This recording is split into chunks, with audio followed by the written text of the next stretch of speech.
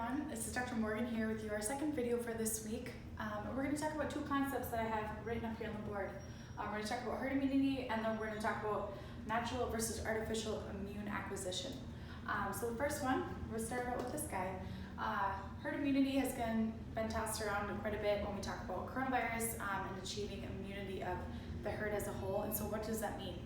When you're talking about the herd, you're talking about general society. And so we talk about herd immunity, what does it do and what's the point of it? Well, we'll draw a little diagram here for you. So if we picture that this circle represents everyone that lives in our society as a whole, let's talk about the majority of the herd. So this circle in the center will represent the herd. If the majority of these people that live here in this bubble, let's even make it a little bit bigger, the majority of the people that live in here are immune to a certain virus or pathogen. When they come into contact with it, they will not get sick because their body has immune memory response to it. They will not express symptoms and they will not pass it on to anyone else. So that means that the vulnerable people in our population, the young, the elderly, the immune compromised people, will not get exposed to this because there's no one there to pass it to them. And so that's why we say herd immunity is something that ideally we get with a virus or any sort of pathogen, because then our vulnerable populations have been protected. So you get the healthy individuals to come into contact with XYZ pathogen. They get an immune response, and then the vulnerable ones are protected. The second concept we're going to talk about is natural versus artificial acquiring. And this is referring to how do you get that immune response to happen.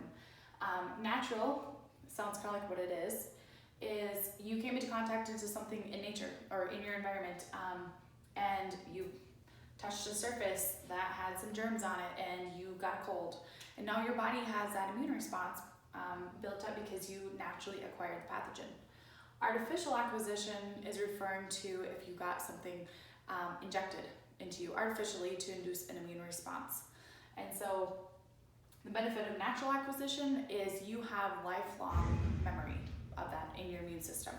Artificially, that's not going to last as long. The longest I have seen with an immunization is that it will last up to about 10 years, which is why boosters are needed, or why kiddos might get them when they're little, but then you get to be in your 20s, 30s, 40s, 50s, and on, you no longer have an immune response to it anymore. So naturally would be the preferred way because you're going to have that immunity for your entire lifetime. I hope this has been helpful. If you have any questions, please reach out and let us know. We're here to empower you with any sort of knowledge or resources that we can.